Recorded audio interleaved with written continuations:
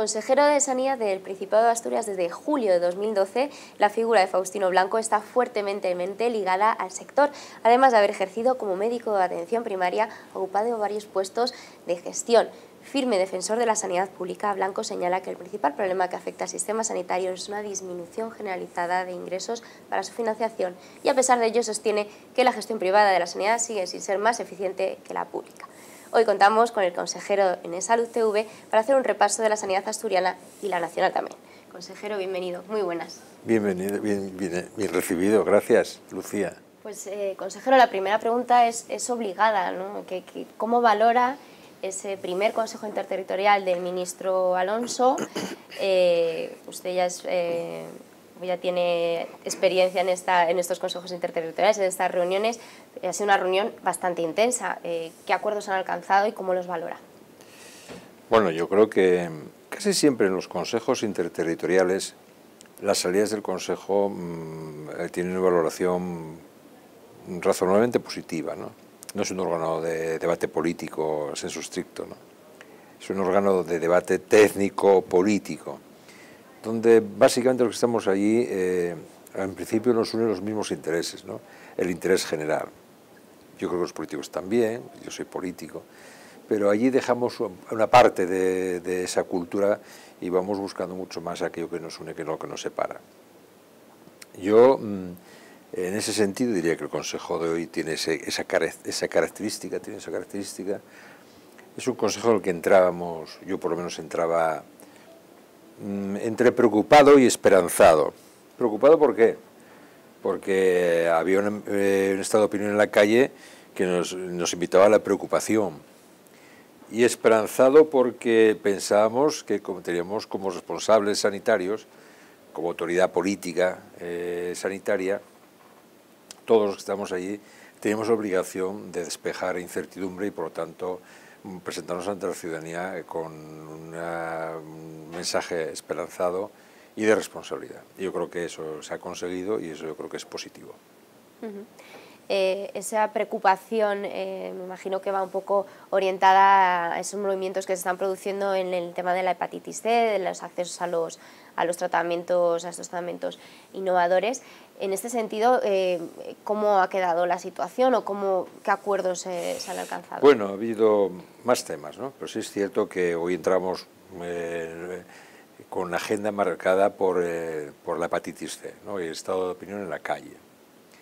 El resultado es, como le señalaba antes, satisfactorio en el sentido de que podemos salir del consejo diciendo dos o tres cosas que son muy sustantivas y que señalan un poco esa idea de esperanza. Uno, primero, decir a los ciudadanos que tenemos la oportunidad de manejar un arsenal terapéutico en torno a la hepatitis C. Digo un arsenal terapéutico porque no es solo un fármaco, sino es un conjunto de herramientas terapéuticas para abordar la hepatitis C y pasar de ser una enfermedad que producía mucho daño y de un pronóstico a largo plazo bastante malo, que estaba casi siempre vinculado a la cirrosis hepática y también a una alta mortalidad o letalidad como enfermedad. Y hoy podemos decir que ese arsenal terapéutico los ciudadanos españoles van a disponer de ella, ¿no? En base a criterios que tienen que estar circunscritos, lógicamente, a criterios profesionales y no políticos. Y en ese sentido se acordaron, yo creo que dos o tres cosas muy sustantivas. Una, que el comité asesor para el plan estratégico en la hepatitis C lo configuran personas muy relevantes, de mucho prestigio, incontestables desde el punto de vista profesional, que van a dar lo mejor de sí mismos para hacer una buena propuesta de acción ante la hepatitis C, que vamos a complementar con algunas otras figuras que yo creo que van a darle esa interdisciplinariedad que requiere un tema como la hepatitis C.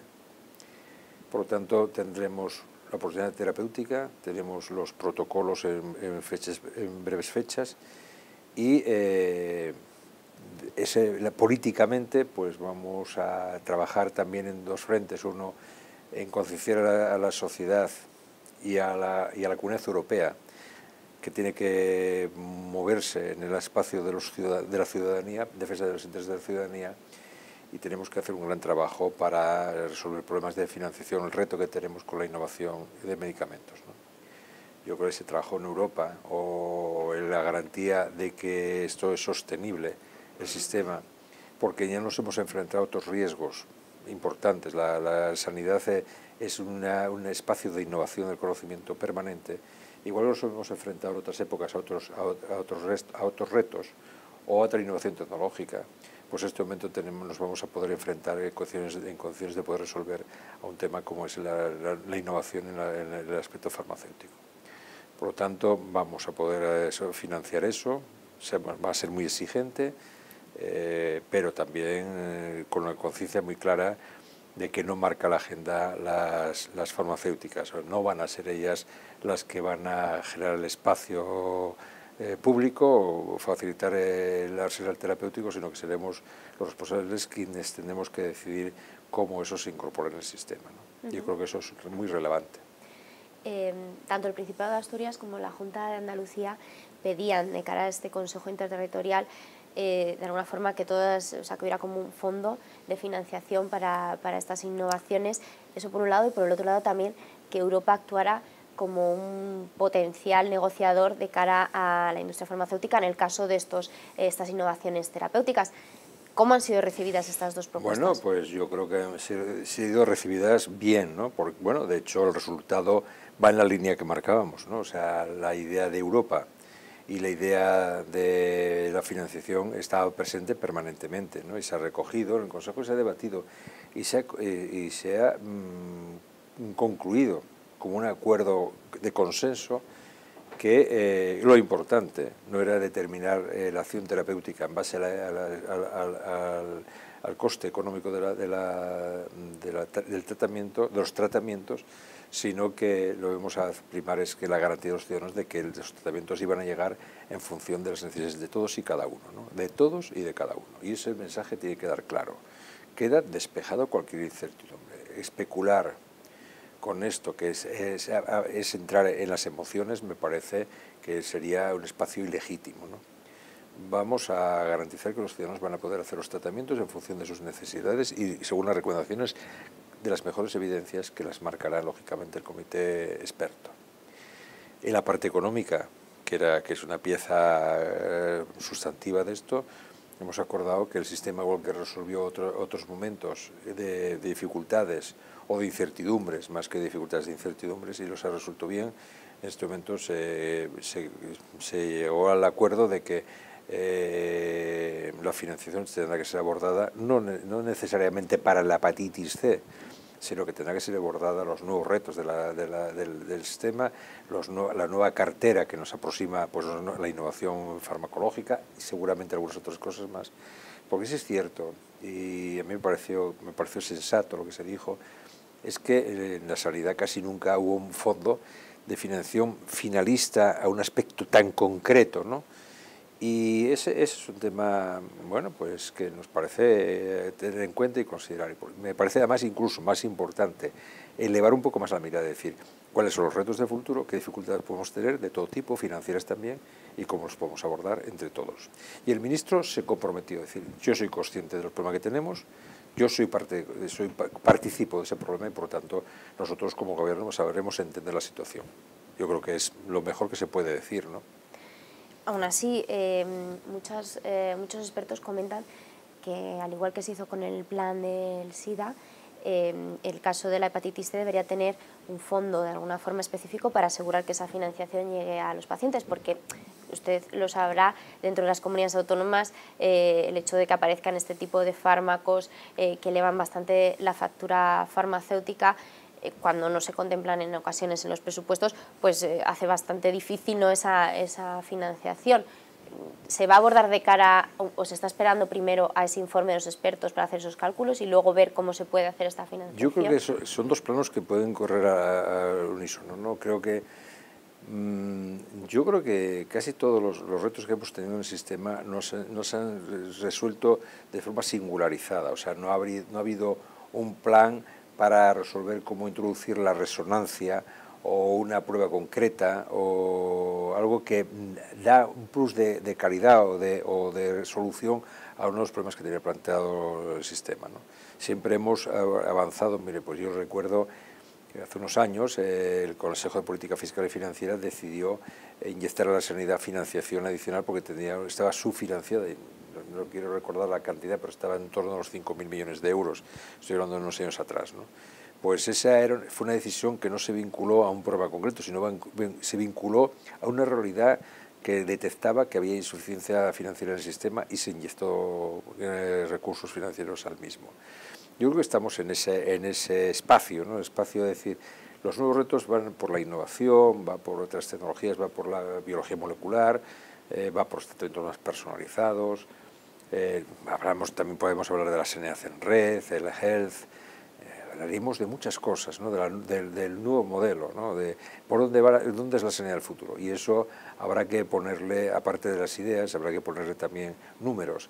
Y eso es hablar de financiación. Lo que yo creo que hay que decir es que la hepatitis C, y todas las otras enfermedades que pueden ser susceptibles de beneficiarse de tratamientos como este, más innovadores, pues el sistema los va a tener que incorporar, los incorporará. Y será una garantía para los ciudadanos, de garantía de que van a tener, no por razones económicas, van a tener unos derechos de atención en condiciones de igualdad, ¿no? La equidad que llamamos. Eso creo que es muy relevante. Por tanto, y ya viendo un poco al terreno del Principado de Asturias, los pacientes que hay en el Principado van a tener estos fármacos. El gobierno se va a asegurar de que llegan. Sí, no, el mensaje tiene que ser claro. No puede haber un mensaje que genere incertidumbre. El mensaje tiene que ser claro.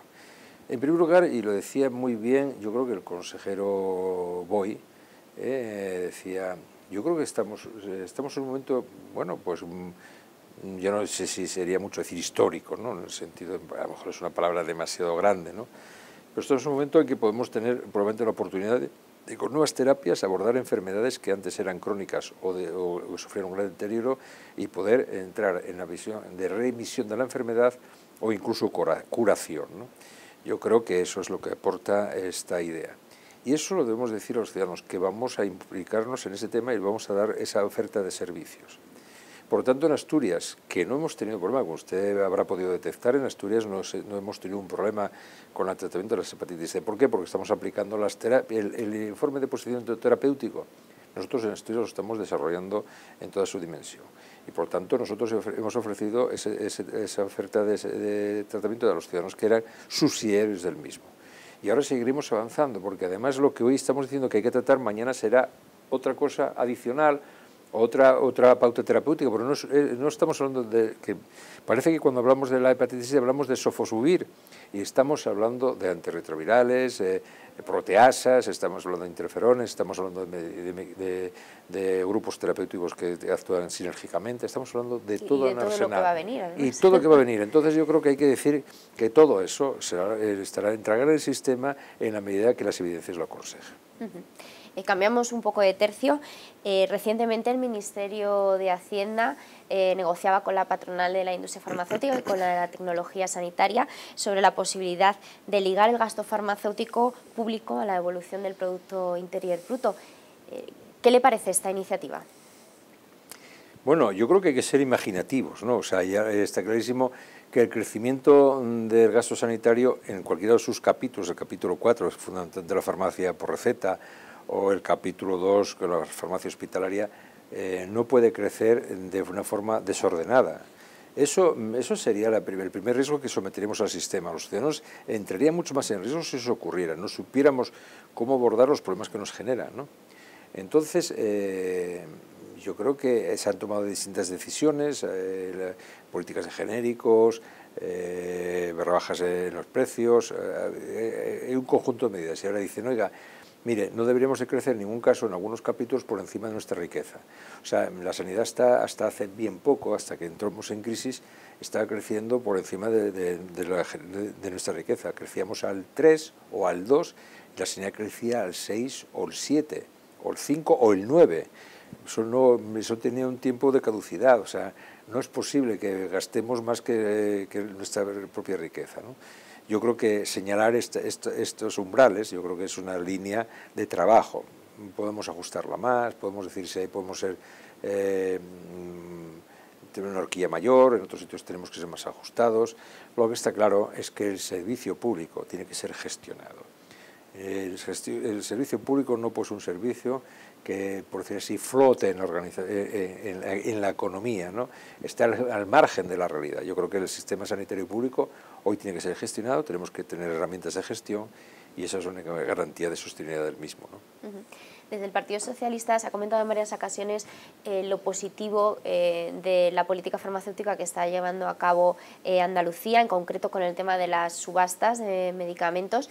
Por proximidad de partido en el Principado de Asturias, ¿se plantean un poco establecer este tipo de medidas, estas subastas? En concreto las subastas no las hemos estudiado, ¿no? Nosotros hemos hecho otras cosas de uso racional, también válidas. Yo creo que el instrumento de la subasta no es algo desechable, es algo que merece la pena plantearse por una razón, porque si estamos en el mercado, o sea, no se puede tener un discurso del mercado que se autorregula a sí mismo y cuando entramos en determinados sectores queremos que sea un mercado regulado, ¿no? O sea, no puede, o sea, o una cosa o la otra. Yo creo que probablemente un mix, o sea, el mercado tiene sus reglas, nos parece bien, nosotros defendemos el mercado, ninguna duda además al respecto, tenemos una trayectoria suficiente para demostrar que es así, pero hay veces que hay que corregir y desde luego el mercado tiene que estar sometido a la competencia.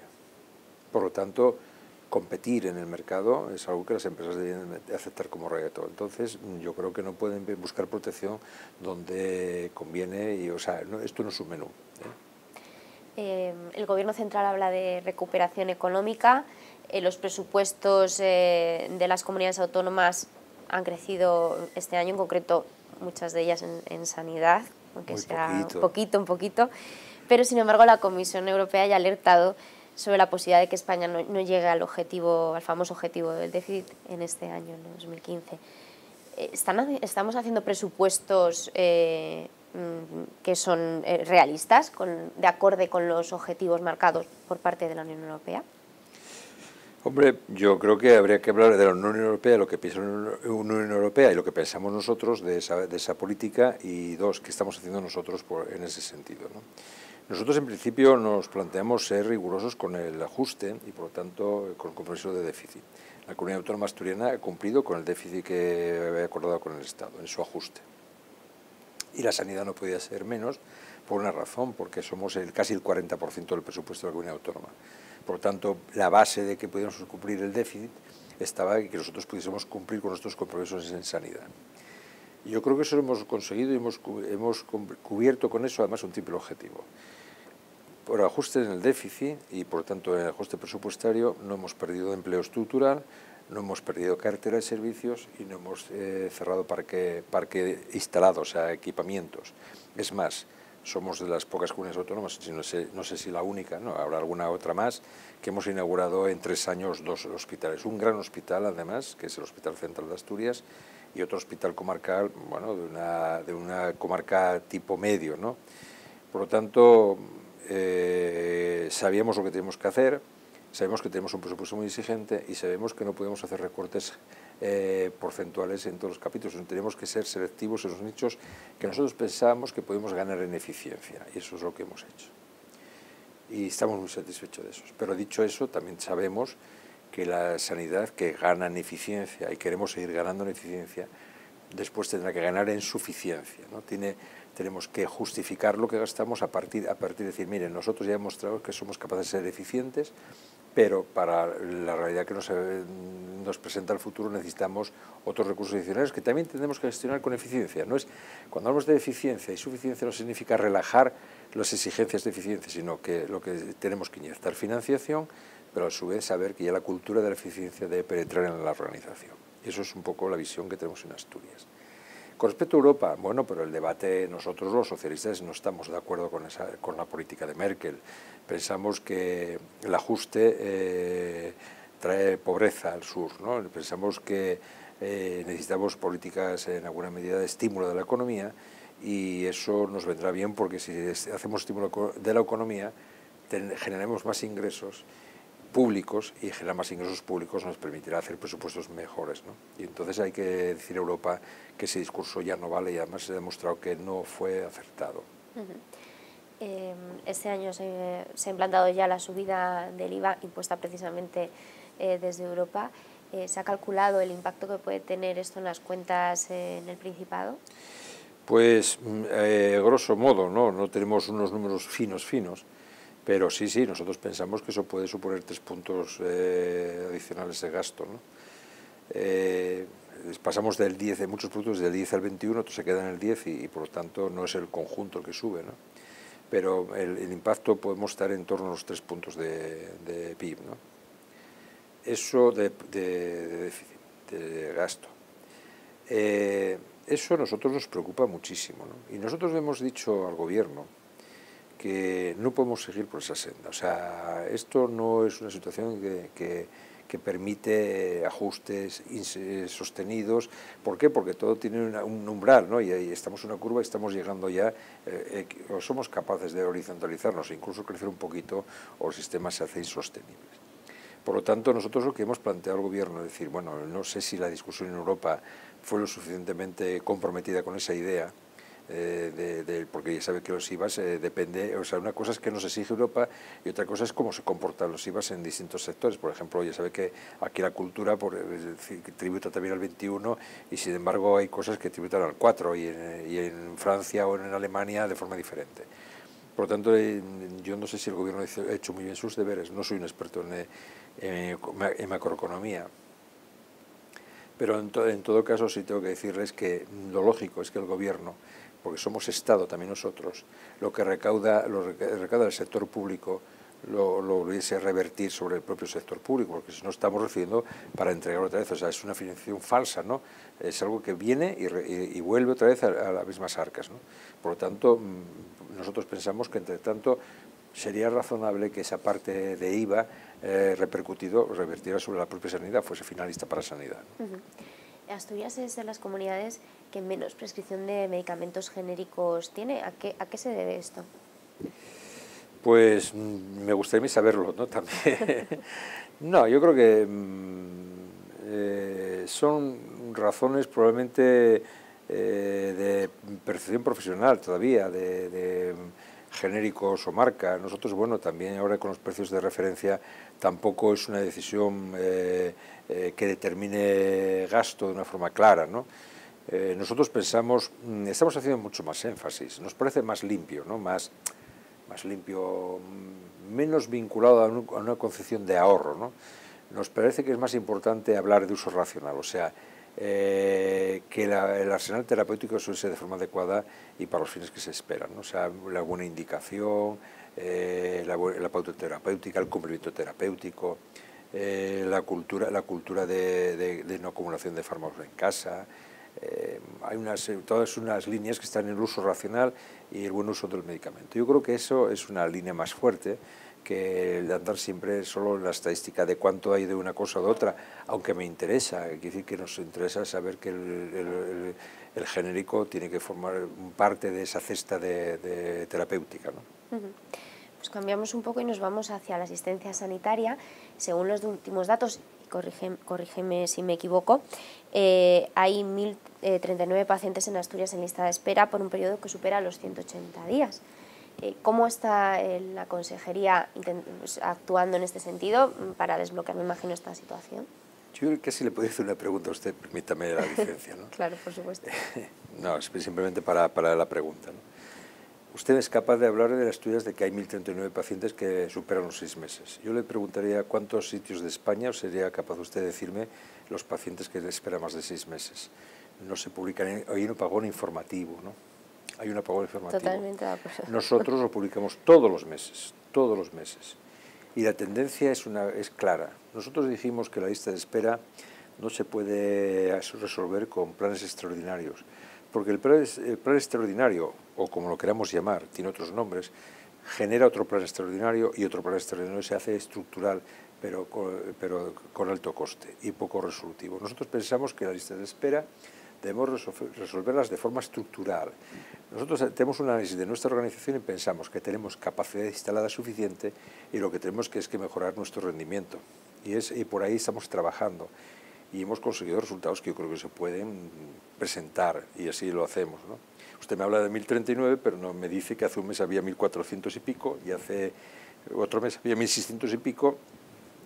Y en ese proceso de 1000 y pico y 2000 y pico hemos tenido dos cosas muy determinantes en temas de lista de espera, que es hemos tenido una huelga muy larga de 3 meses, que ha sido en alto coste, por una decisión que era importante para nosotros en el plan de ajuste presupuestario, y dos, hemos abierto 2 hospitales y hubo que enfriar la actividad de ambos 2 hospitales para poder hacer el traslado.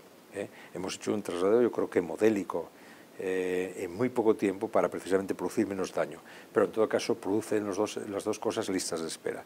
Y sin embargo, yo creo que es la lista de espera, si no es la más baja de España, probablemente el País Vasco pueda tener una lista del tenor nuestro, probablemente diría, no lo conozco tanto, pero el resto del país resistimos cualquier comparación. Entonces yo creo que la lista de espera no debe ser un tótem del debate político, porque estamos reduciendo la lista de espera, pensamos que en un tiempo prudencial, con ciclos, porque la lista de espera, eso de tener 0 listas de espera, esas cosas, no deja de ser puramente retórico, ¿no? La lista de espera tiene un componente cíclico, sabemos que por el verano incrementa un poquito, en el invierno, en la primera parte del invierno baja, llega a lo mejor los meses de pico epidémico y aumenta otro poquito, o sea, aquí dice que fluctúa, ¿no? Pero lo que tenemos que hacer es ahormarlas, ¿no? O sea, hacer que la lista de espera la gestionemos, no que la lista de espera nos cree un problema de gestión, ¿no? Y yo creo que la lista de espera en Asturias tiene ese componente, ¿no? Es una lista de espera que va a la baja, que esperamos, yo calculo que en el primer cuatrimestre del 2015 estar en 0, próxima a 0, además de 6 meses, y seguir trabajando en ella, ¿no? En esta situación de trabajar en la lista de espera, ha comentado que se barajan los medios estructurales que tiene el propio sistema. ¿Se baraja también, como hacen otras comunidades autónomas, la concertación con clínicas privadas?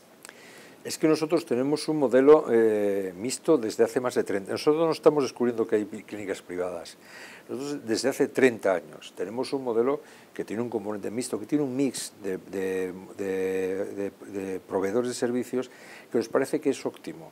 Nosotros tenemos servicios de provisión pública, netamente pública, o sea, nosotros somos proveedores de servicios, y tenemos una serie de centros de utilización pública que no tienen ánimo de lucro, pero que tienen un mecanismo de función como los privados, ¿no? que nos dan unos resultados buenos para cirugías de baja complejidad, para algunas patologías concretas, para algunos trabajos como por ejemplo el screening de cáncer de mama y algunas cosas. ¿Por qué? Porque nos hemos especializado en eso, se han desarrollado perfectamente y forman parte de la cultura de la organización. Y yo creo que el conjunto de público, provisión pública, provisión privada, sin ánimo de lucro, sí que le señalo que sin ánimo de lucro, dan un resultado, ese MIS da un resultado que nos permite conseguir estas cifras. Pasamos a otro tema. Tras la flexibilización de la tasa de reposición, Asturias no contempla de momento la convocatoria de una OPE. ¿Se valora esta posibilidad si continúan en el Gobierno tras las elecciones? Sí, hombre, las OPEs nunca pueden desaparecer, será algo que hay que desarrollar, ¿no? Nosotros tenemos un compromiso concreto. Mire, nosotros hemos dicho al principio de la legislatura esta que va a acabar ahora, hemos dicho que vamos a preservar todo el empleo estructural. Y el empleo estructural es toda la plantilla que tenemos de titulares más interinos, más eventuales, que nosotros tenemos estructurales, eventuales que son necesarios para el sistema. Eso lo hemos consolidado. Y dijimos que hasta que no tuviésemos eso perfectamente ordenado, no podíamos hacer OPEs, porque sería estar trabajando sobre un sistema que no conocíamos su resultado final. En este momento ya lo tenemos una plantilla orgánica publicada. Nosotros la plantilla orgánica de todo el Principado la tenemos publicada. Sabemos los trabajadores que tenemos, los empleados que tenemos y por qué categorías además. Y ahora nosotros vamos a concluir la OPE que se abrió en el 2008, que se había concluido para médicos, bueno, quedaron los flecos y están concluidos, queda un poco de la enfermería que lo vamos a concluir, vamos a acabar esa OPE de 2008 y en el primer trimestre del 2015 vamos a convocar un concurso de traslado en el Principado para todos los grupos. Y acabar ese concurso de traslado yo calculo que acabaremos en torno al otoño 2015, más o menos son 6 meses, un proceso de ese tenor, ¿no? Y a partir de ahí pues bueno, podemos plantearnos, hemos estabilizado el sistema y a partir de ahí podemos plantearnos ¿qué podemos hacer? Que yo creo que es posible. Según el Partido Popular, en octubre de 2013 anunciaron una inversión en el Hospital de Cabueñes de 100 millones de euros que dicen no ha llegado. En este sentido, ¿qué comenta? Pues la realidad es terca. Nosotros en el 2013 anunciamos un plan de reforma estructural integral del Hospital de Cabueñes, que ciframos toda la reforma en unos 100 millones de euros. Seguimos manejando esa cifra. Puede ser un poquito menor, pero de ese tenor, de en torno a los 100 millones de euros. Y dijimos en aquel momento, lo que pasa es que es un proyecto que ha tenido un componente sorpresa, que es que nadie se había planteado que el hospital de Cabueñes existía y que necesitaba reformas. Era un hospital que en todo el tratamiento del parque instalado del Principado se había abordado muchas reformas en San Agustín, el central que se ha inaugurado, o el de Mieres que se hizo nuevo también, y sin embargo es un hospital que siempre estuvo con reformas parciales, Cabueñes. Cabueñes es un hospital muy importante en la región. Es un hospital, no diría de referencia como Luca, pero es un hospital muy importante. Y siempre ha sido un hospital que tenía remodelaciones parciales. Hace falta poner hemodinámica, hacemos un área de hemodinámica. Necesitamos reformar un poco las urgencias, hacemos un tratamiento de las urgencias, pero siempre de una forma tumoral, diría yo, ¿no? O sea, siempre con poca armonía. Y yo lo conozco mucho, es un hospital que quiero mucho porque yo trabajé en él, ¿no? O sea, yo me formé en el Hospital de Cabueñes. Y me parece que era una asignatura pendiente y que había que hacer una reforma integral con un buen diseño funcional de hacer el hospital de los próximos años, ¿no? Y anunciaba en aquel momento, que era un compromiso del gobierno, que tardaríamos en ese diseño, qué hospital necesitábamos, tardaríamos unos 18 meses y estamos a punto de cumplirlo. Yo creo que para el mes de abril, más o menos, podemos decir la reforma que vamos a hacer en él, o sea, definir la reforma y concursar el proyecto. Por lo tanto, el Hospital de Cabueñes va a ser una realidad, que es una realidad que lleva un tiempo determinado, pero que lleva un tiempo determinado al proceso, porque es un hospital que vamos a remodelar íntegramente, pero va a seguir funcionando. O sea, no es un hospital que se traslada a otro sitio y por lo tanto hay un viejo hospital y un nuevo hospital. Es un hospital que vamos a remodelarlo, vas a hacer todo el restyling del conjunto funcionando. Por lo tanto, hombre, tiene un proceso mucho más lento que un hospital nuevo, ¿no? Nosotros pensamos que ese hospital va a requerir 5 años o 6 años de remodelación, pero ya tendrá un proyecto desde el inicio, un proyecto integral, y sabremos hacia dónde proyectamos el hospital, y será el hospital del futuro en unos breves años.